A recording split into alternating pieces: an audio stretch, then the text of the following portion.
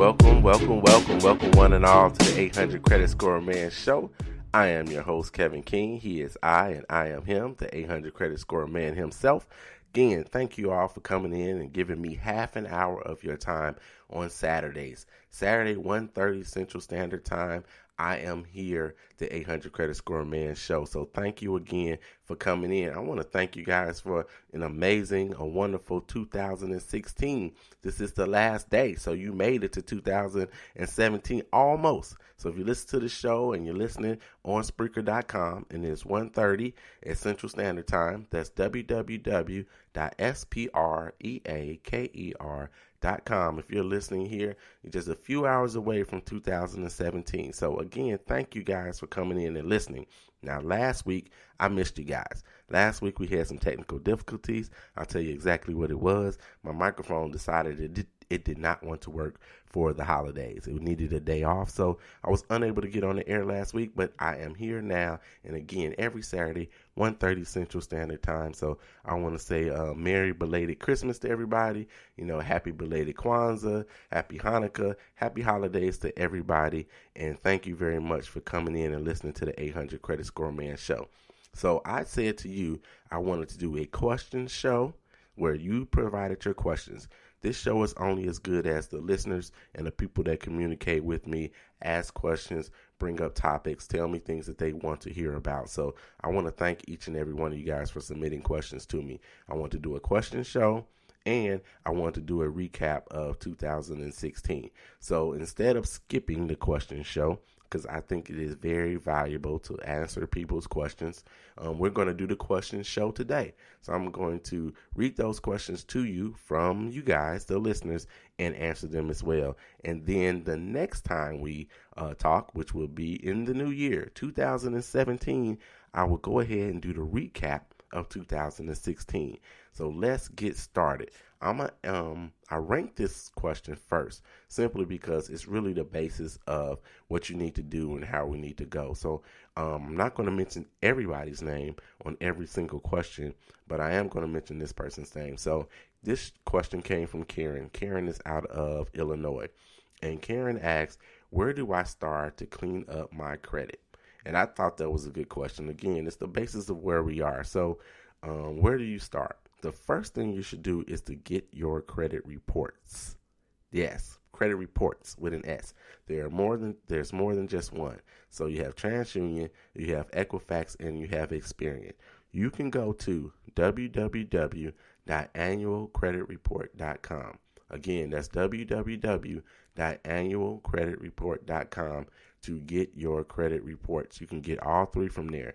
Now, you do not get a credit score with any of them, at least not for free. At www.annualcreditreport.com, your credit report is absolutely free for, it's actually once every 12 months on a rolling basis. So if you happen to get it in the new year, in January, then after 12 more months, you can get that particular credit report yet again totally for free. Again, you do not get your credit scores there. You do have the opportunity to pay for your credit score there if you would like. So that's the first thing. Get your credit reports. Secondly, go over your credit reports and look for accuracy. Make sure that everything on that credit report is absolutely accurate, that information is yours, those accounts are yours, that the balances are correct, that the limits are correct. Making sure your limits are correct definitely helps you out. If you've been listening to the 800 Credit Score Man Show, you know exactly why that is. So I want to encourage you to go back, if you haven't been listening or you missed that, to go back and listen to some of the older shows of the 800 Credit Score Man Show.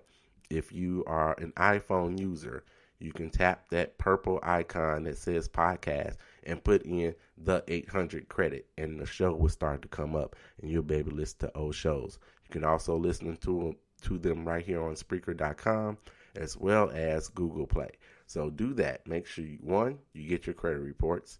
Two, that you go over them and look for accuracy. The third thing I want you to do is, if you find anything that's inaccurate, you need to dispute it. dispute that information. If it's not right, if it's not yours, then you need to dispute it.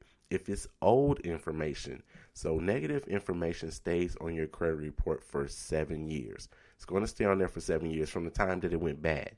So not from the time that you opened the account, but from the time that it went bad and you had an issue, whether it's late payments or whether it's a collection or a judgment or a lien. That's where the information is going to stay on your credit report for 7 years. If you file a bankruptcy, it's going to stay on your report for 10 years. Sometimes the things do not fall off when they're supposed to fall off. So if there's something that's older, then you need to go ahead and dispute that old information. And then number 4, I want you to go ahead and contact me. I perform credit restoration. Yes, restoration, not credit repair, not fix. I perform credit restoration. I am attempting to restore your credit back to its former glory. So that's what I want you to do, is go ahead and contact me as well. 800-creditscoreman@gmail.com. And the reason I say restore and not repair or fix, I like old cars. If you have a classic car, you don't fix your classic car, you restore it. You make the paint look like it did when it rolled off the showroom floor in 1957, in 1965, in 1980, whatever it is, that's what you do. You restore it. So that's what I do here, the 800 Credit Score, as the 800 Credit Score Man. So again, contact me, 800-creditscoreman@gmail.com. You can also get to my website, www.creditscoreman.com. All right, that's question number 1. Thanks a lot, Vic. Thanks a lot, Karen. I appreciate you. So let's get to another question. And let me say something right quick. I had, of course, a lot of shout-outs. If you don't know how the show works, I come on, I present a topic, and then somewhere in the middle of the show, we have a question of the day. And then at the end of the show, we also have the Credit Score Kiss. The Kiss is keep it smart and simple. That's something for you to do. Some action for you to take this knowledge that you're getting from the 800 Credit Score Man show and then apply it somewhere. So we have that as well. But in between all of those things as well, we have shout outs. So I shout people out for their birthdays, for anniversaries, whatever it is. And if you want to be shouted out, contact me again, 800-creditscoreman@gmail.com, or find me on Facebook, 800 Credit Score Man on Facebook. I'm also the same thing on Instagram, 800 Credit Score Man. And then on Twitter, I'm at Credit Score _Man. Again, that's Credit Score _Man on Twitter. So let's get into this next question. The next question is it possible to dispute inaccuracies? Is it possible to dispute inquiries from what appears to be a collection agency? And yes, you can dispute those inquiries. So if there are unauthorized credit pulls, and I'm putting that in air quotes, or inquiries, then they can be and they should be disputed. Each inquiry will result in a decrease in your credit score. So you want to make sure that if these collection agencies are pulling your credit, that you need to make sure that you are not getting dinged for those things. So, and here's why they pull your credit report. They're pulling your credit report because they're looking for you. They haven't been able to contact you. Maybe they have a bad number for you. You haven't responded to any letters that they sent you or anything like that. So they're pulling a credit report on you, looking for the information. So they're looking for your address. Your employer is on your credit report, so they're looking for that as well.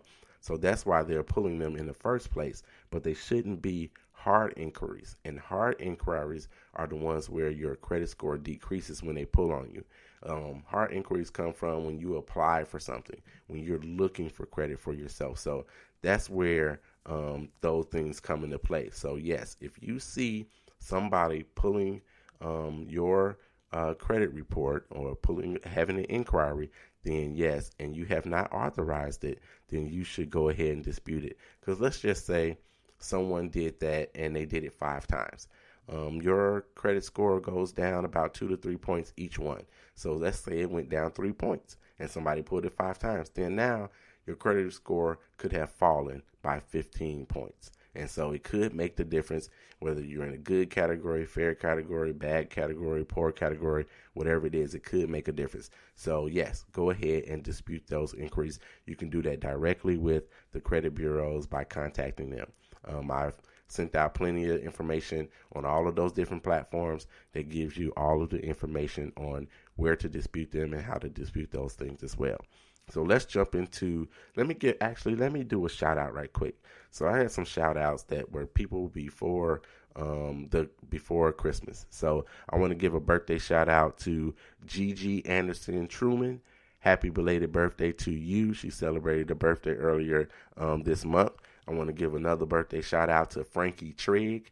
That's Trigg, Frankie Trigg. Happy belated birthday to you. Also, my cousin, Colin Bacon. I want to give you a shout out, the most talkative man that I know, Colin Bacon. So happy belated birthday to you. And another big shout out for another birthday for Tino Bradley. Happy birthday to you as well. All right, so let's jump into another question. So we've dealt with, where do I start? We've dealt with the possibility of disputing an inquiry on your credit report.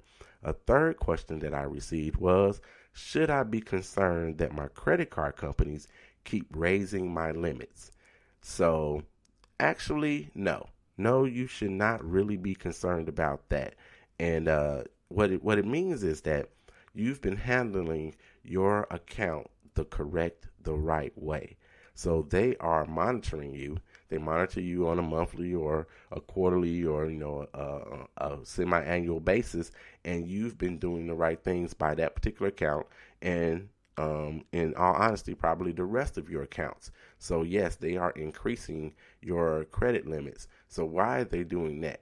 They want to be the person that you go to, the card that you pull out of your wallet when you need to utilize credit.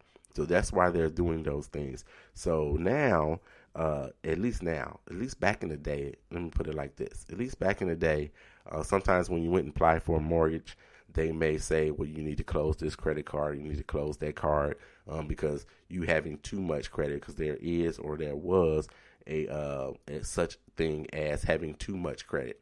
And so they may have you close some of those cards. Now, we do know now that closing older cards will negatively affect your credit score. So mortgage companies don't do that as often anymore. If you're on the cusp of being able to apply and be approved for a mortgage, then yes, they may still do those things, require you to close a credit card.